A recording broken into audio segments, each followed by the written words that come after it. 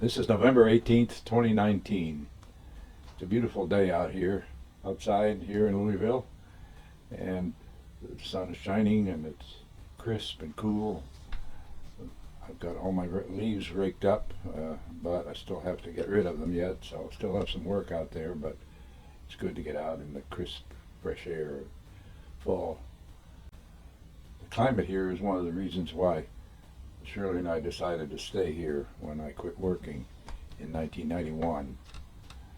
We didn't have a house. Our stuff was all in storage. And I'd been working at various places as a consulting engineer, and we didn't need furniture of our own because we always rented a furnished place, and as part of the project costs of the clients, so that we had very few expenses, and we had no furniture that we needed. So when I decided to quit working, we wanted to build a house and establish permanent roots somewhere. And we had traveled all over the world and every state in the Union, and we had lived here originally when I was with GE. We moved here in 1957. It was an ideal climate as far as we were concerned.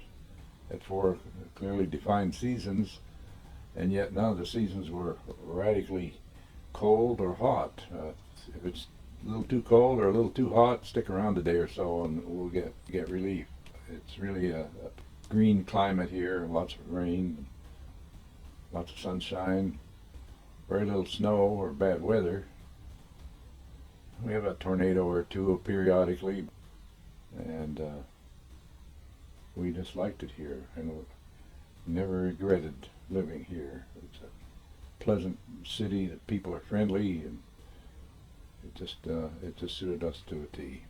I want to talk about Mom and Dad and their background and relationships in the beginning of this video. Mom and Dad didn't get along really well. Their relationship seemed to be one of confrontation and numerous disagreements about the most trivial things. And I think a lot of factors were involved here, and I think maybe probably the one thing that really was overwhelming to both of them was the economic situation and Dad's inability to get work within 2 years of their marriage. He was laid off in 1930 because of the crash, and they were forced to move to Frenchville, and that put a tremendous stress on their marriage right from the beginning. Before they had a chance to really become settled in and get that first 5 years of marriage under their belt. They came from different backgrounds, and yet they were very similar in the way that raised. Mom was raised in Phillipsburg, Pennsylvania, in a town where there were neighbors. They had electricity, but they didn't have indoor plumbing, but that was a common thing back in the years of the 20th century, and of course in the millenniums before that. My mom went to high school, and she worked as a secretary at the Prudential Insurance Office in Phillipsburg. So she lived I hate to even say city life, but Phillipsburg was a town of about 15,000, and they had streets and street lights and stores, and it was a little town. It's very depressed today, but it was a booming place in those days. Whereas Dad was born and raised on this farm in Frenchville, never went beyond the 3rd grade, and was number 10 of a family of 13. And they lived on this farm that, well, actually there were 3 farms in total, but it was all hard labor and agricultural type work during the summer, and then in the winter it was work in the woods. Of course, Dad trained and got a job as a telegraph operator on the New York Central. And so when they got married, he had 20 years roughly of service on the railroad, and he had served in the Army and educated himself and had a beautiful penmanship skill. And so he was not an uneducated redneck, but their whole lifestyles were so vastly different before their marriage that it was certainly an issue. Mom graduated from high school in Phillipsburg, and from the looks of her report card that I saw some years ago, her grades were certainly better than average. And then after high school, she got a job as a secretary at an office of the Prudential Insurance Company there, and used shorthand to record the directions and letters and so forth from our boss, and performed other secretarial duties, and served as a secretary until she was married.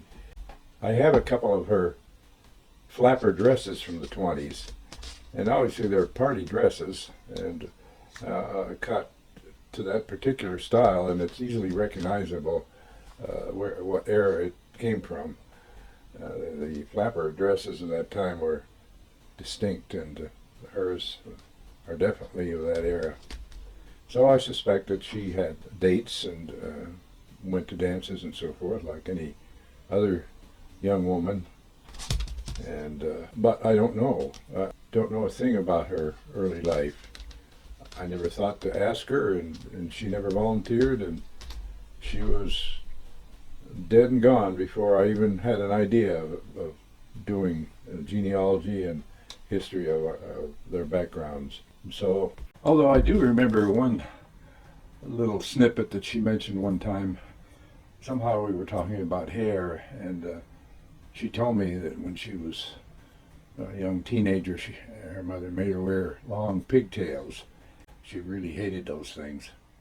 So one day, on the way from school, she stopped at the barber shop, and the barber just whacked them off without undoing them first. And I guess the butchery that resulted caused Mom a lot of grief when she got home.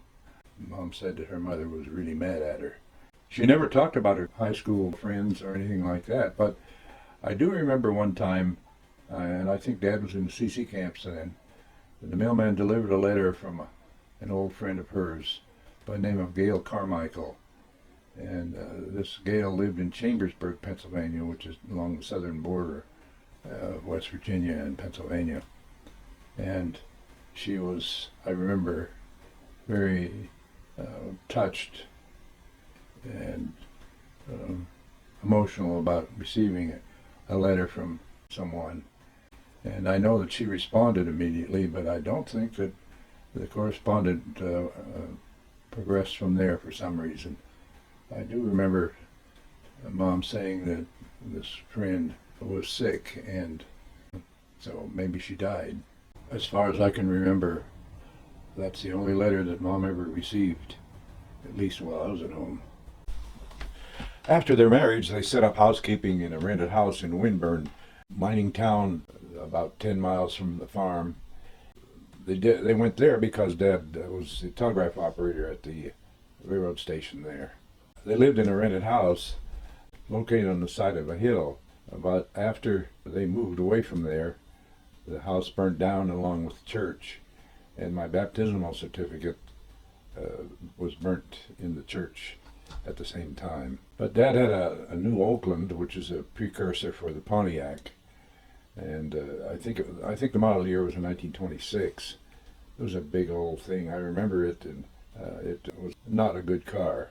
Dad didn't keep it very many years. In fact, I think he traded it 2 years later. Yes, he traded it after they went to Frenchville, to the farm, because there's a photograph of the Oakland in the garage, and the old 28 Chevy also parked in front of the garage. So that transition happened then. The Oakland really must have been a bad car for Dad to get rid of it that soon. I think probably the best years of their married life was the 2.5 years of residence in Winburn. Because Winburn wasn't a city by any means, but it was a consolidated area where people lived in lots next to each other, and there were stores and so forth, and electricity. A vastly different world than one that they moved to at Frenchville and a farm. So they moved there. I'm sure Mom did so with great reluctance. The house that was there was the one that Dad had built as a replacement for the one that burned down in 1922. And it was just a frame shell, only suitable really for one person to live there because Dad didn't finish the inside except in the kitchen and one of the bedrooms. And it was a plank construction, which was typical in those days before balloon construction became popular and is what's used today. In those days, planks were nailed vertically around a framework of timbers, and then a horizontal layer of planks was nailed to the outside of that. Then that was covered with another layer of cove board or other milled boards of an equal size and with a configuration in them to make it more pleasing to the eye. So that's the way the house there was constructed. And of course it had no facilities inside, no water or electricity or telephone. You had to travel over the hills and through the woods for approximately a mile before you came to the nearest house. So it was really isolated. Although the fields were cleared around the house, the woods were really dense beyond that. The lack of amenities, indoor plumbing was not a major issue since Mom was accustomed to an outdoor toilet, but the fact that there wasn't any electricity or telephone or neighbors within close to a mile. But the fact that they had to move to this isolated farm on a dirt road where there was very little traffic, and certainly she had no friends there. And although she had taken French in high school and was familiar with it, the language around the area there, all the neighbors and everyone in the near vicinity spoke almost exclusively French, although English was spoken commonly also. So everybody was a French-oriented descendant from an immigrant from France. Her parents were German and Irish and had immigrated through Virginia and into Pennsylvania at a much earlier time than great-grandpa. The best research I can find is that they came in the 1780s or so. Data is difficult to isolate. They were Methodists, but their attendance at the Methodist Church in Phillipsburg, I don't think it was very frequent, and I don't believe my mother was very active in the church before she married Dad. She did convert to the Catholic Church as a result of her marriage. There was a lot of prejudice between the religions, especially with Catholics and Protestant sects such as the Methodists. So while her conversion helped mitigate that issue, it was still an underlying factor in her acceptance in the neighborhood. A lot of this might sound like criticism, but if you place yourself in the persona of the people that lived around there, first of all, they didn't know any better. They were the first generation from the immigrants, for the most part, although some of them were. Few old ones were still alive, but basically the people that were there were the firstborn in the United States. But Frenchville was a very isolated place, and they only knew what their parents had taught them and the language that they spoke. But they were forced to learn English in 1912 when the state passed a law that the schools had to teach in English. So English was a common second language, but it wasn't the preferred one in that generation. These people inherited the suspicion and the fear of the future and the experiences that were so negative for so many thousands of years in France that were common and normal to those people. Old habits die hard, and that mindset and habits of being very tight with their money and very, very conservative, very close knit within the family. And the families didn't know each other's financial status, that's for sure. That was a military secret of the highest order. So it was just not an open society, and it was a gossipy society too. And everybody seemed to know everybody else's business, and there was endless conversation about nothing really. It was something to talk about, and with the absolute absence of electricity and radios and telephones, there wasn't a lot else to talk about. The weather gets pretty old in a hurry, and it was always kind of crummy around there anyway. So it was unique. My mother, as I mentioned earlier, was a secretary and worked in an office up until the time she got married when she was 27. So that was an additional issue that faced her when they came there at Frenchville. And she certainly didn't get any help from the neighbors. I only recall one time when a neighbor woman came for a little while to visit her in all the years that I was there. But in any case, Mom was stranded there with her apprehensions and 2 little children and without friends, parents too far away to communicate frequently, and they didn't live long after Mom moved to Frenchville. So there was no rapport with them. She came there totally isolated in every sense of the word, and I don't know how she coped with it.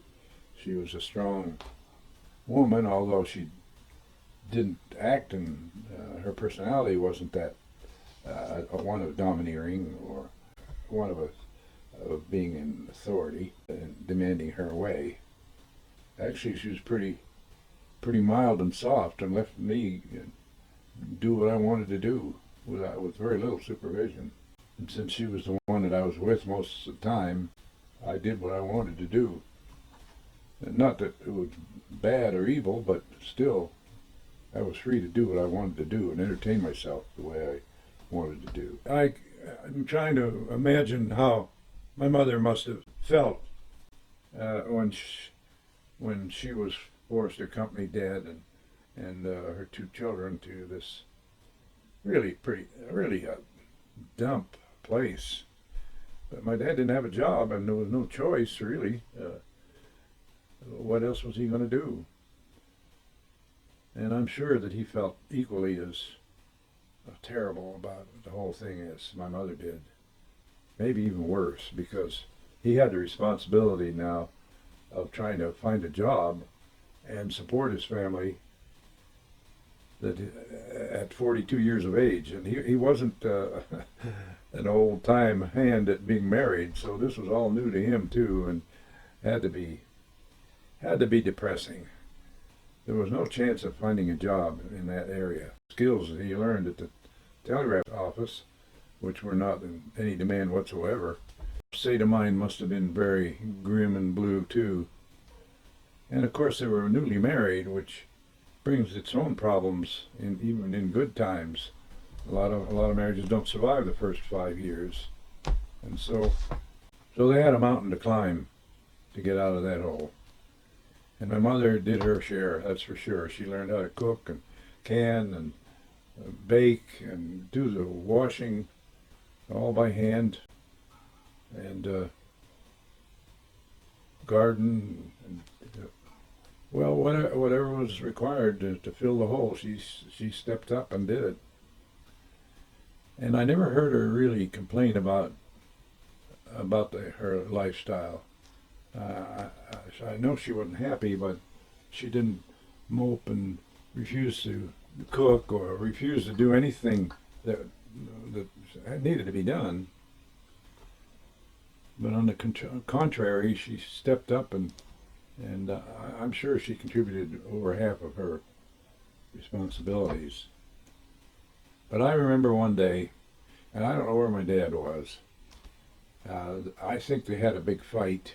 I don't remember that. I don't remember hearing about a fight or anything, but I suspect they did. And perhaps Dad took a walk into the woods or something. I don't know. But I know my mother was there with my sister and I would say possibly I was 4 years old, something like that. Very young, I remember. And I saw Mom in the bedroom there, their bedroom on the first floor there, and she was packing clothes in a suitcase that she had lying on the bed. And Ruth was with me, my sister. She was a year younger. And so we were asking Mom what she was doing, and she said she was running away, couldn't stand it anymore. And gosh, that was we didn't want her to go, and it was cold too. But she kept packing her suitcase, and when it was full, she closed it up, went out the front door. It had a window in it, but it was too high for us to see out, so we ran over to the front room windows and watched her go up the sidewalk to the road and start walking down the road. And of course, it was a dirt road and pretty rough. She had to step over the ruts and so forth. And she walked to the bottom of the hill. I would say probably 1,000 feet, perhaps. In any case, when she reached the bottom of the hill, she just stopped and stood there for some time. Then she turned around and came home.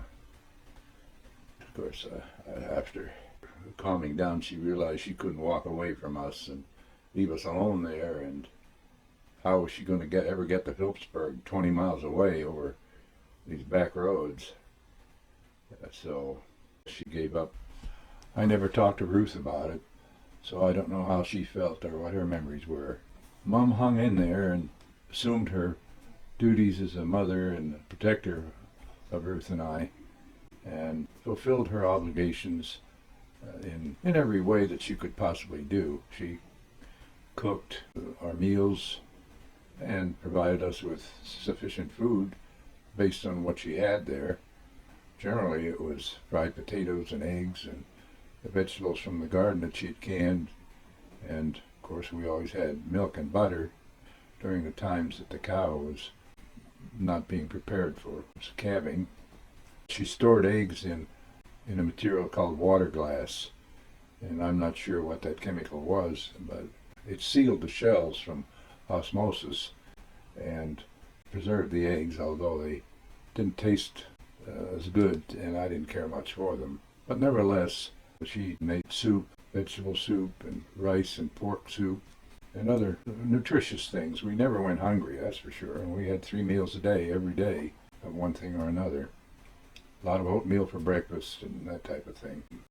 The other big weekly chore, which came with the fate of sunrise and sunset, was the baking of bread. Mom baked quite a few loaves of bread. I have no recollection of how many, but I know that the pile of dough that she made in preparation for baking was large, and she worked on that dough for quite a few hours, kneading it and then putting it in the pans and letting it rise, and kneading it again and letting it rise again, and covering it over with cloths for some reason. I'm not sure why, but while it was rising. But she'd roll it back and forth on the table, and it was just a lot of work. And of course she used yeast and lard with the flour. So the bread really turned out well. It was great stuff. And it took a while to bake, and of course the stove had to be fired up in order to heat the oven. And it had to be a certain temperature before she would put the dough in the oven, but the crust always came out nice and crisp and brown. And it was great to cut off the heel of the loaf while it was hot and just slather half a pound of homemade butter on the crust there and eat it. It still makes my mouth water, but it was a day's chore to do that. One of the chores that came up on the horizon with regularity that I never cared for, because I was the one that got stuck with the monotonous process of churning the cream that Mom had accumulated. The process involved taking the fresh milk and pouring it into a crock, large 5-gallon or maybe 8-gallon crock, ceramic crock, and letting it sit and permitting the cream to rise to the surface. And as the milk cooled and the cream rose to it's as much as was going to rise, Mom would skim that cream off and put it into a smaller crock. And each day then, when we got a new batch of milk, this process was repeated until she accumulated a gallon or two of really heavy cream. And when that happened, of course, my massive muscular frame was called into being to rotate the churn. This churn was a barrel-shaped wooden thing with paddles on the inside of it and a crank on the outside. And of course, Mom would pour the cream inside of that thing, and that's when I heroically took over and turned that crank handle for the next half hour, 40 minutes, or eternity, it seemed to me. And sometimes it would churn in a reasonable amount of time, but other times it seemed that it didn't want to turn. I didn't want to churn, and by churning I mean the crank had to be turned until the thin, pale whitish water separated from the cream. So I knew the churning was completed when the globules of cream floated around in the watery solution inside the churn. Mom would pour the churn contents through a cloth and separate the watery substance from the cream and butter globules, and then she would knead all those globules together into a large lump, and she'd keep kneading that until the watery substance was all squeezed out of it. And it took quite a bit of kneading to do that, so it took a lot of strength for her to do that. But then she'd add some salt and roll it up into a large lump, and of course that was our butter. And we didn't have a refrigerator, so she kept it in the cellar where it was cooler. One of the banes of Mom's life was keeping the floor clean. The place around there was unpaved, except for a narrow strip of concrete from the front steps out to the road, which did absolutely nothing to help her, because the mud in the miles around there were just impossible. It was impossible to avoid. So one of the things that we did, of course, was seldom go in the front door. We always went around to the back porch and stomp our feet and so forth. But the mud and dirt got tracked in endlessly. And the floor in the kitchen was covered with linoleum, which was a slick, hard surface. So sweeping it wasn't too difficult, but of course you could never get all the dried mud up by sweeping. And so Mom had to mop that thing periodically, like a couple times a week. And of course, that inadvertently got tracked into the living room and other places. And the living room also had linoleum, so that had to be endlessly mopped and swept too. And of course, carrying coal into the house to fire the kitchen stove during the summer, and both the kitchen stove and the living room stove when that was lit. And of course, coal is dirty. That's just the only thing you can use to describe it. And it had its own generation of dirt. Then, of course, the firewood that had to be carried in, and there was a box in the kitchen where I would put the firewood in preparation for her use. And of course, it had chips and so forth on it, and it did its part in keeping the house dirty. So Mom was inescapably anchored to that project. And then in the summertime, of course, there were the flies, and keeping the screen door closed as much as possible and keeping holes out of the screen. There were always accidents, or some kid, one of us would kick the screen and tear it, and then it had to be patched, sometimes with yarn or something, to keep the flies out of it, because they'd find the hole and come into the house. Food cooking and so forth attracted them endlessly. And of course the barn and the cattle and the pigs and so forth were just powerful magnets for every fly in the world. And the barn was always always had flies, and that's a bane of dairy farming. Flies are constantly present, and they're difficult to control. So there were always flies in the kitchen, and no matter how many times Mom swatted them and how many sticky tapes she hung up, it seemed that there was always some flies somewhere. And she battled furiously against those enemies. But her trials were, there was always something to give her something to do and fight against. She really had a tough life there. And of course, during the canning season, which started sometime in the summer when the first vegetables came ripe, and I don't know what the season was. It was in the summer and fall, I know. The blueberries that we picked, and just the carrots and beets and beans and so forth. She canned endlessly, and of course they all had to be carried down into the basement or in the cellar where there were shelves down there where she kept her canned goods. And she always used mason jars with in the early days there were zinc lids with a glass liner.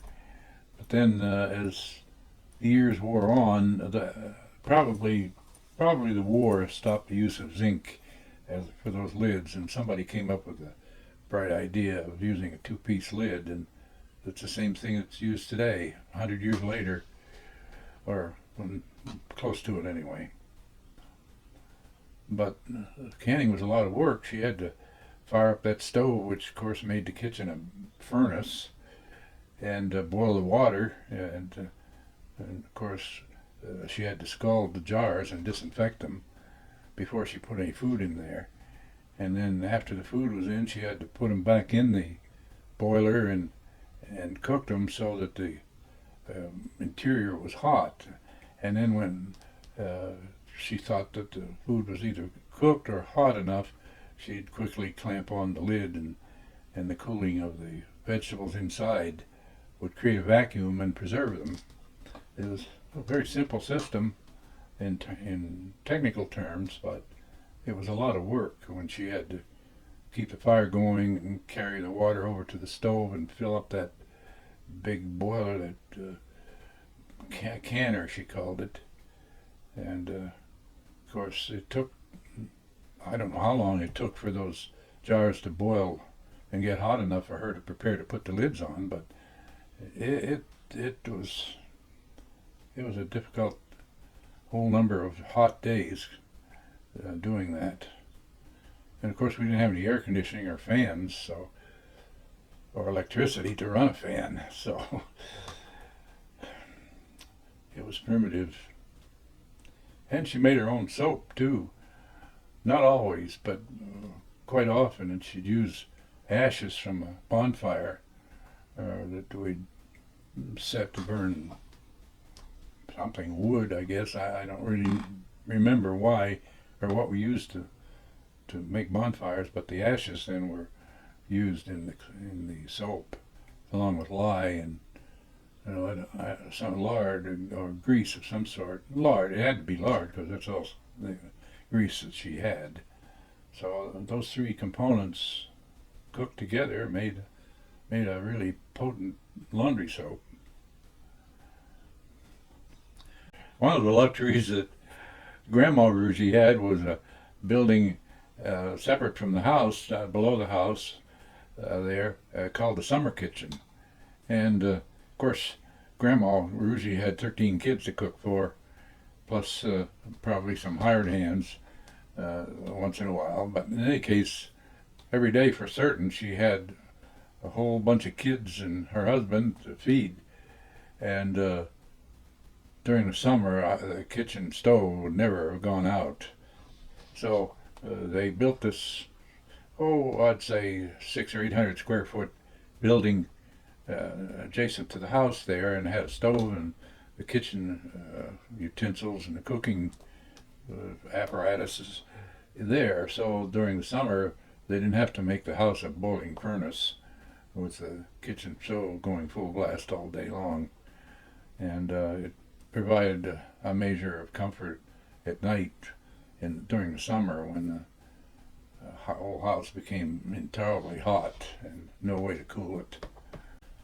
Well, I think that's about all for now. Go to the next one.